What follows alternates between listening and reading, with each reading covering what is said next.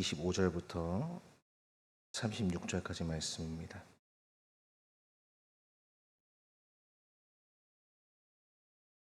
다 찾으셨으면 우리 한 절씩 교독하겠습니다.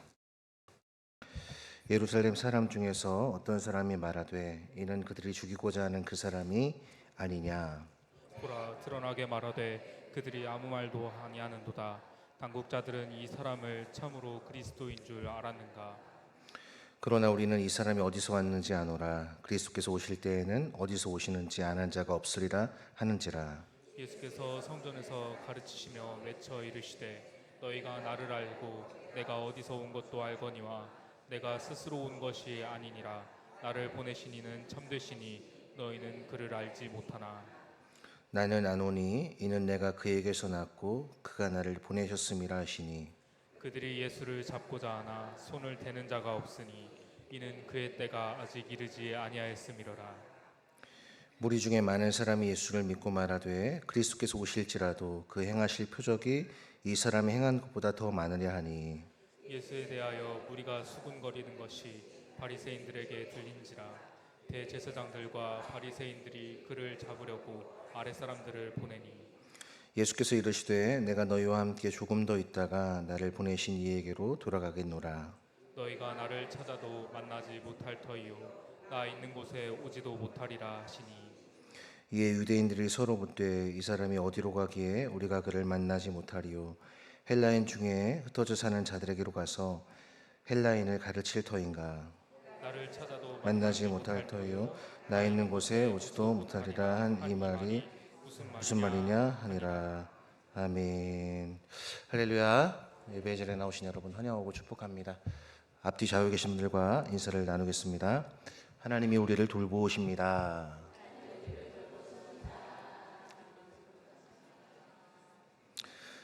지난주 말씀에 이어서 오늘은 이어지는 본문으로 예수를 잡고자 하나라는 제목으로 함께 하나님의 말씀을 살펴보며 은혜를 나누기를 원합니다. 지금 유대인들은 예수님을 잡기 위해 혈안이 되어 있습니다. 그리고 예수님을 보기만 하면 당장이라도 그를 체포할 살기가 그들의 눈에 가득하였습니다.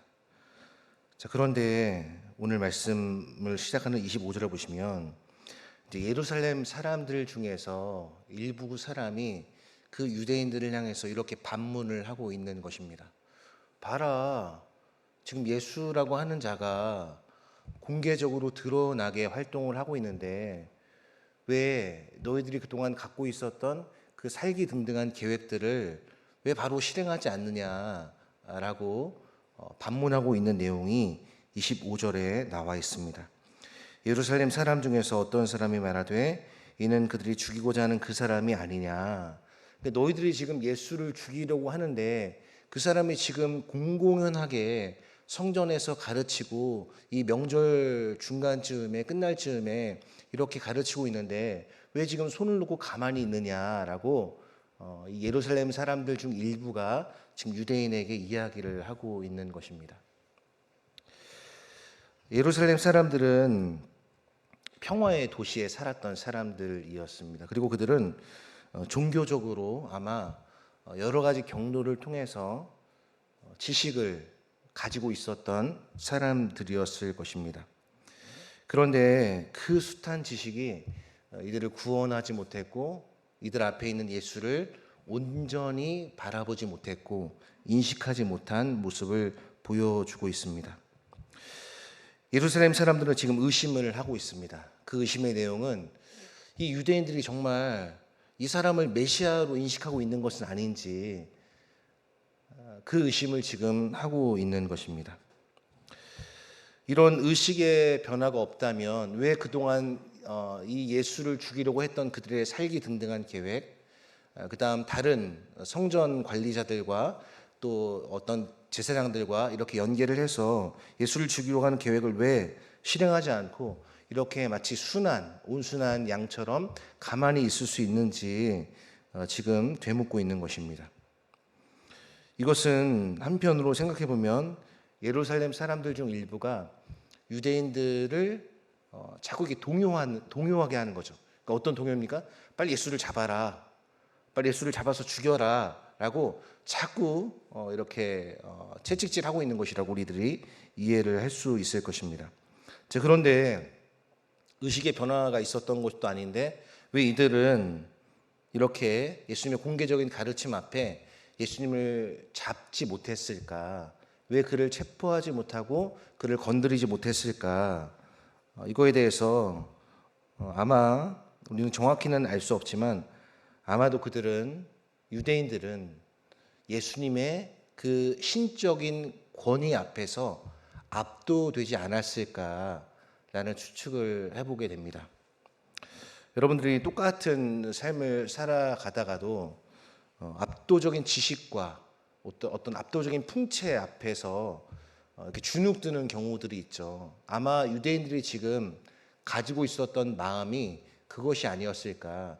충분히 예수님을 잡을 수도 있었지만 그 앞에 온순한 어린양같이 되었던 것은 예수님의 그 놀라운 답변, 그를 아는 그 타고난 비범한 그 모습을 보고 아마 이들은 예수님의 어떤 그 권위 앞에서 압도된 모습으로 보여주고 있는 것이죠.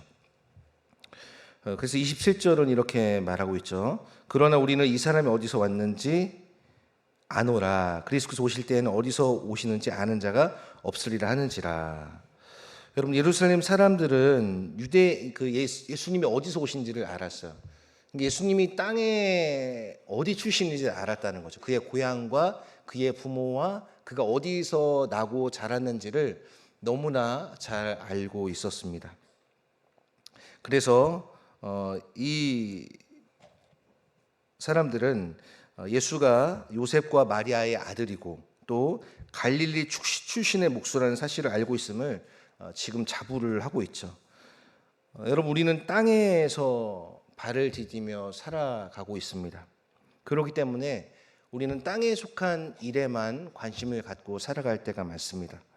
그러나 이미 요한복음 3장에서 예수님 말씀하신 것처럼 하늘에서 오신 분이고 그는 하늘의 일을 말하는 분이라고 말씀하고 있습니다. 여전히 예루살렘 사람들은 그들이 갖고 있었던 얄팍한 신앙 지식, 신학적인 지식이 오히려 예수님을 올바로 인식하지 못하게 하는 장애물이 되었다는 것을 발견하게 됩니다. 우리가 성경을 많이 아는 것 중요합니다. 많이 배우는 것 중요합니다. 그러나 그것보다 더 중요한 것은 예수님이 누구신지 아는 것입니다. 우리는 주님께서 오시는 그날까지 그리스도를 아는 지식과 그리스도를 아는 것과 믿는 것에 있어서 자라가야 한다고 우리에게 에베소서는 권면을 하고 있습니다. 예루살렘 사람들 중에 일부는 예수님이 땅의 출처, 그러니까 예수님을 대할 때 그분이 하늘에서 오신 분이라는 사실을 새까맣게 잊어버리고 땅의 출처를 너무나 잘 알고 있다고 지금 자부하고 있는 것이죠. 그래서 이렇게 말하고 있죠. 그러나 우리는 이 사람이 어디서 왔는지, 고향이 어딘지, 부모가 누군지, 어디 출신인지 그것을 우리는 너무나 잘 알고 있다라고 이야기를 하고 있는 것입니다. 그런데 27절 후반절을 보시면은 그리스도께서 오실 때에는 어디서 오시는지 아는 자가 없으리라 하는지라. 여러분, 성경을 자세히 보게 되면은 이미 성경에서는 창세기부터 구약 전반 곳곳에 이르러 예수 그리스도의 오심을 우리에게 말씀해 주고 있습니다. 대표적인 구절 몇 구절만 함께 읽어보겠는데요. 먼저 창세기 3장 15절 말씀에서 성경은 이렇게 예언을 하고 있습니다. 같이 함께 읽겠습니다. 내가 너로 여자와 원수가 되게 하고 내 후손도 여자의 후손과 원수가 되게 하니 여자의 후손은 내 머리를 상하게 할 것이요 너는 그의 발꿈치를 상하게 할 것이니라 하고, 즉 여자의 후손으로 오신 그 예수 그리스도께서 사단의 모든 권세를 깨뜨리실 것임을 말씀해 주고 있는 것입니다. 자, 이어서 신명기 18장 15절 말씀 함께 읽겠습니다. 내 하나님 여호와께서 너희 가운데 내 형제 중에서 너를 위하여 나와 같은 선지자 하나를 일으키시리니 너희는 그의 말을 들을지니라 라고 이미 신명기 18장 15절에서도 말씀해 주고 있습니다. 자, 우리 이어서 이사야 11장 1절 말씀 같이 한번 읽어보겠습니다. 제가 읽어드리겠습니다. 이새의 줄기에서 한 싹이 나며 그 뿌리에서 한 가지가 나서 결실할 것이요. 사무엘하 7장 12절입니다. 내 수완이 차서 내 조상들과 함께 누울 때에 내가 내 몸에서 날 내 씨를 내 뒤에 세워 그의 나라를 견고하게 하리라 라고 말씀을 하고 있습니다. 마지막 미가서 5장 2절입니다. 베들레헴 에브라다야 너는 유다 족속 중에 작을지라도 이스라엘을 다스릴 자가 내게서 내게로 나올 것이라. 그의 근본은 상고에 영원에 있느니라 라고 말씀을 하고 있습니다. 이 외에도 성경 곳곳에는 메시아에 대한 예언을 창세기에서부터 끊임없이 하고 있습니다. 그 누구도 부인할 수 없는 예언의 성취가 바로 성경 곳곳에 드러나 있습니다. 그런데 이들은 어디서 오시는지 아는 자가 없으리라라고 그렇게 말을 하고 있습니다. 그때 예수님께서는 이렇게 반응하십니다. 성전에서 가르치시며 외쳐 이르시되, 여기서 외친다는 것은 평소의 톤이 아니라는 거예요.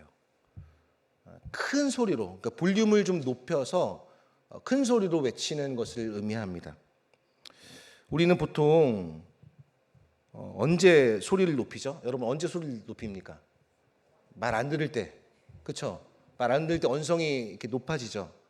그 다음에 뭔가 중요한 내용이나 뭔가 이렇게 내가 지금 가르친 내용이 시험에 나오거나 중요한 말을 할 때는 시선을 집중하면서 목소리를 높이게 됩니다.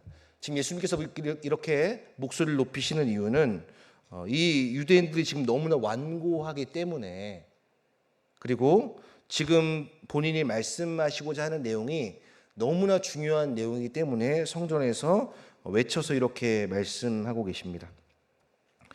너희는 나를 알고 내가 어디에서 왔는지도 안다. 나는 스스로 온 것이 아니라 나를 보내신 이는 참되시다. 너희는 그를 알지 못하지만 나는 아는데 이는 내가 그에게서 왔고 그가 나를 보내셨기 때문이다 라고 자신의 기원에 대해서 말씀을 해주고 계십니다. 여러분, 예수님의 기원을 무엇이라고 말씀해 주고 계십니까? 오늘 28절과 29절 말씀에서 이렇게 말씀하고 계시죠. 29절을 보니까 이는 내가 그에게서 났고 그가 나를 보내셨음이라. 자, 그가 누구시냐면 오늘 28절에서 이렇게 말을 하고 있는데, 내가 스스로 온 것이 아니니라. 나를 보내신 이는 참되시니 너희는 그를 알지 못하나. 예수님을 보내신 분이 바로 하나님이시라고 지금 예수님은 말씀해 주고 계십니다. 이것에 대해서 요한 1서 5장 10절은 이렇게 말씀하고 있습니다. 하나님의 아들을 믿는 자는 자기 안에 증거가 있고 하나님을 믿지 아니하는 자는 하나님을 거짓말하는 자로 만드나니 이는 하나님께서 그 아들에 대하여 증언하신 증거를 믿지 아니하였음이라. 예수님께서 지금 계속해서 요한복음 1장부터 지금까지 자신을 보내신 분은 자기 스스로 여러 가지 기적을 행하는 것이 아니라 바로 하나님께로부터 보내심을 받았고 나는 그를 안다라고 말씀하고 그는 참되시다라고 말씀을 하고 있습니다. 여러분, 하나님은 진리이시고 하나님께로부터 보내심을 받은 예수 그리스도 역시 참되신 분입니다. 그러므로 이 예수 그리스도를 참되다고 믿고 인정하는 사람은 어떤 반응을 하게 될까요? 바로 하나님께 영광과 감사를 올리게 되는 것입니다. 세상에 있는 사람들을 생각해 보십시오. 우리는 주님의 높고 위대하심을 우리가 예배당 안에서도 주님의 높고 위대하심을 찬양하지만 우리가 밖에 나가서도 하나님이 창조하신 창조세계를 바라보면서도 우리는 주님의 높고 위대하심을 찬양합니다. 그러나 세상 사람들은 무엇이라고 이야기합니까? 오늘 날씨 좋네. 오늘 경치 좋네. 여기 참 잘 만들어놨다. 이렇게밖에 반응할 수 없는 것이죠. 왜요? 그들은 하나님이 누구신지 모르기 때문에 마땅히 하나님께 올려드려야 할 영광과 감사를 잊고 있는 것입니다. 예수님을 보내신 분이 참되시다는 것을 우리는 어떻게 알 수 있냐면 말씀을 통해서 알 수 있습니다. 우리에게 믿음이 필요한 것이죠. 여러분, 하나님을 본 사람이 있을까요? 없을까요? 하나님 본 사람은 아무도 없습니다. 그래서 요한복음 1장 18절을 보면은 아버지 품속에 는 독생하신 하나님이 나타내셨다라고 말씀을 하고 있습니다. 우리 이와 관련된 말씀 한 구절만 찾아보겠습니다. 마태복음 11장 27절 말씀 준비됐으면 우리 자막 함께 볼까요?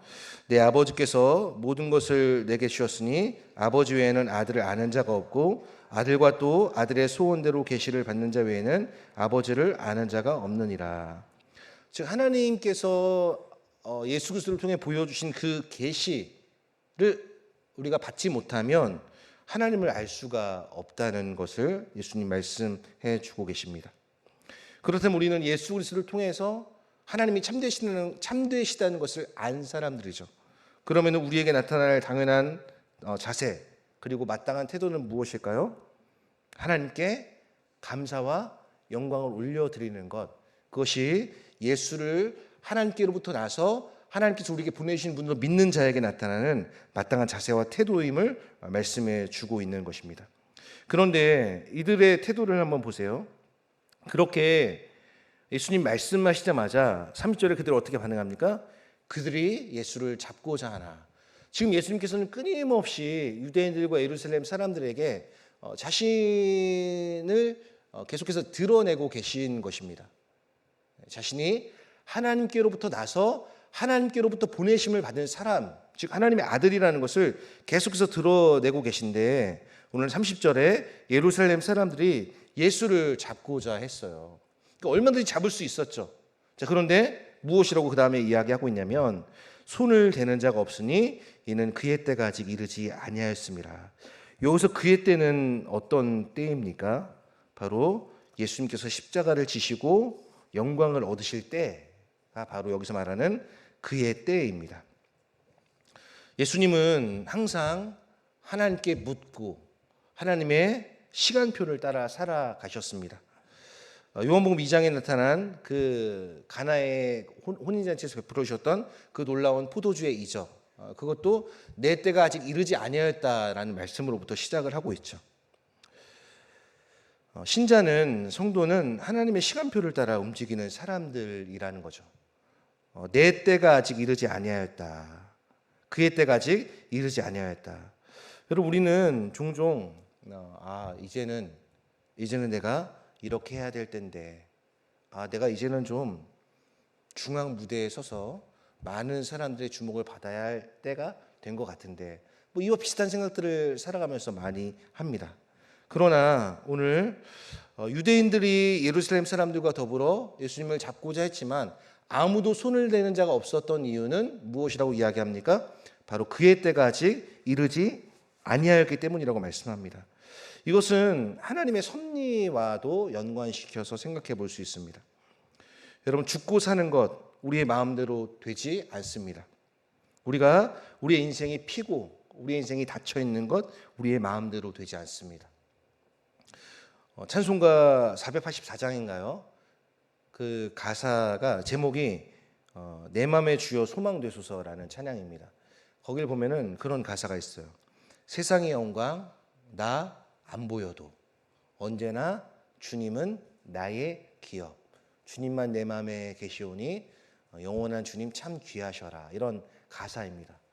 여러분, 예수를 믿고 예수의 말씀에 순종하며 지금까지 살아왔는데 뭔가 미래가 보이지 않고 답답하고 어떤 꽉 막힌 그러한 마음이 우리 가운데 있을 수 있습니다. 그러나 그럼에도 불구하고 예수님은 우리의 왕이시라는 것이죠. 우리의 기도대로, 우리의 간구대로, 우리의 계획대로 미래가 펼쳐지지 않을지라도 주님은 우리의 왕이시라는 것입니다. 그게 하나님의 시간표를 따라가는 신자의 마땅한 반응이라는 것이죠. 예수님의 죽음은 어떤 관점에서 본다면 사내들인 공회의 압력으로, 그리고 많은 어떤 종교 지도자들의 그런 계략으로 이루어진, 어떻게 보면 하나님의 실패라고 볼 수도 있습니다. 그러나 이것은 그런 관점으로 볼 수 없습니다. 왜냐하면 예수님의 죽음은 철저하게 하나님의 뜻에 따라 이루어진 선한 결과이기 때문에 그렇습니다. 예수님께서 이렇게 이제 말씀하시고 나서 31절을 보니까 그 무리 중에, 얼마나 많은 무리인지는 알 수 없지만 그 무리 중에 많은 자들이 이 예수님을 믿게 되었다고 말씀을 하고 있습니다. 31절 말씀입니다. 무리 중에 많은 사람이 예수를 믿고 말하되 그리스도께서 오실지라도 그 행하실 표적이 이 사람의 행한 것보다 더 많으려 하니. 여러분, 지금까지 예수님께서 요한복음 1장 시작됐을 때부터 이제 행하신 표적이 뭐가 있죠? 가나의 혼인잔치에서 물을 포도주로 만드신 기적이 있고, 그 다음에 또 안진뱅이를 일으킨 기적이 있고, 38년 된 병자를 고치신 기적이 있고, 그 다음 왕의 신하를 고친 기적이 있고, 여러 가지 기적들을 예수님께서 지금 베풀어 주셨단 말이에요. 그런데 표적을 보고 믿는 신앙, 이것도 물론 고차원의 신앙은 아니지만 표적을 보고도 믿지 않는 신앙에 비하면 나은 거예요. 예수님은 이 요한복음에 기록된 표적이 정확히 몇 개인지는 알 수 없지만 이 표적보다 더 많은 표적을 행하셨다고 기록을 하고 있습니다. 그래서 요한복음 20장 31절을 제가 읽어드리겠습니다. 여기서는 이걸 이렇게 기록을 하고 있어요. 오직 이것을 기록함은 너희로 예수께서 하나님의 아들 그리스도이심을 믿게 하려 함이요 또 너희로 믿고 그 이름을 힘입어 생명을 얻게 하려 함이니라. 그런데 이 앞절 말씀인 30절을 보면 이렇게 기록을 하고 있어요. 이 책을 기록한 목적에 대해서 말씀하고 있는데요. 예수께서 제자들 앞에서 이 책에 기록되지 아니한 다른 표적도 많이 행하셨으나 라고 말씀을 하고 있어요. 그러니까 이 요한복음에 기록된 것 이외에도 많은 표적을 예수님께서 행하셨다고 말씀하고 있는 것이죠. 그런데 많은 사람이 예수를 믿는 이유를 그리스도께서 오실지라도 그 행하실 표적이 이 사람이 행한 것보다 더 많으랴. 지금 표적을 보고 믿는 그런 신앙을 보여주고 있습니다. 그러던 와중에 무리가 수근거리는 것이 바리새인들의 귀에 포착되기 시작합니다. 그러니까 이들이 그러니까 민심이 지금 막 요동치고 있는 거예요. 진짜 저분이 예수님이시구나. 이런 것을 알아차릴 만한 징후들이 곳곳에 지금 나타나 있는 것입니다. 그럴 때 이 민심이 이반되는 것을 더 이상 견디지 못한 종교 지도자들이 이렇게 말을 하죠. 대제사장들과 바리새인들이 그를 잡으려고 아랫사람들을 보내니, 그러니까 예수님을 잡기 위해서 당시에 성전 관리를 하고 있는 그러한 사람들을 보냈다라고 기록을 하고 있습니다. 그때 예수님께서 이렇게 말씀하고 계십니다. 33절과 34절 말씀 우리 같이 한번 읽어볼까요? 예수께서 이르시되 내가 너희와 함께 조금 더 있다가 나를 보내신 이에게로 돌아가겠노라. 너희가 나를 찾아도 만나지 못할 터이요 나 있는 곳에 오지도 못하리라 하시니. 여기서 33절에서 우리가 주목해야 할 것은 예수님께서 말씀하신 내용 중에 조금 더 있다가라는 말입니다. 조금 더 있다가, 여기서 조금 더는 어떤 것을 의미하냐면은 첫 번째는 내가 영광을 얻을 때, 즉 십자가를 지기 전까지의 남은 시간을 의미하는 것이 조금 더라는 의미이고, 또 두 번째로는 이제 내가 조금 더 있으면 떠날 때가 된다. 그러니까 아직은 그 시간이 조금 남아 있다라는 것을 말씀하고 계시죠. 그렇다면 이 말씀을 지금 예수님께서 자신을 체포하기 위해 온 사람들에게 하시는 이유는 무엇일까요? 돌이키라는 것이죠. 어서 돌이켜라. 내가 가기 전에, 내가 십자가를 지기 전에 어서 회개하고 돌이켜라는 것을 의미하고 있는 것입니다. 나를 보내시니, 즉 하나님께로 돌아가겠다. 그 십자가를 지시고 부활하신다는 표현을 지금 예수님께서 하고 계신데, 지금 유대인들은 그 말을 전혀 감을 잡고 있지 못한 거예요. 다시 영안이 어두워서 지금 예수님 무슨 말을 하고 있는 거냐라고 되묻고 있는 것이죠. 여기서 우리가 주목해야 될 것은 바로 끝까지 이 세상에 있는 사람들을 사랑하시되 끝까지 사랑하셨다는 그 예수님의 요한복음 13장 1절의 말씀을 우리가 기억해야 됩니다. 자신을 죽이기 위해 혈안이 된 유대인들조차 불쌍히 여기시는 그 예수님의 모습. 여기서 우리는 성경의 가르침을 떠올립니다. 이사야 55장 6절인데요. 이렇게 말씀하고 있습니다. 너희는 만날 만한 때에 내게 오라. 가까이 계실 때에 그를 부르라 라고 말씀하고 있습니다. 여러분, 세상에 우리가 전도를 하거나 누군가를 교회로 인도할 때 제일 많이 듣는 표현이 무엇입니까? 다음에, 조금만 더 있다가, 1년 뒤에 내가 좀 건강 좀 회복하고 나면. 그러나 성경은 만날 만한 때에 그를 부르라, 가까이 계실 때에 그를 찾으라고 우리에게 말씀하고 있습니다. 그러면서 악인은 그 길을, 불의한 자는 그 생각을 버리고 여호와께로 돌아오라. 그가 널리 용서하시리라 라고 우리에게 말씀해 주고 있습니다. 여러분 우리도 마찬가지예요. 우리도 시간의 차이는 있지만 저도 여러분도 이 세상에 조금 더 살다가 주님께로 돌아가게 되는 겁니다. 그때까지 우리에게 필요한 것은 무엇일까요? 오래 참는 거예요. 견디는 거예요. 여러분 버티는 게 능력입니다. 진짜 그냥 뭘 특별히 하지 않아도요. 여러분이 그냥 그 자리를 버텨주시는 것. 믿음의 자리를 포기하지 않고 버티는 것. 그게 능력이에요. 능력.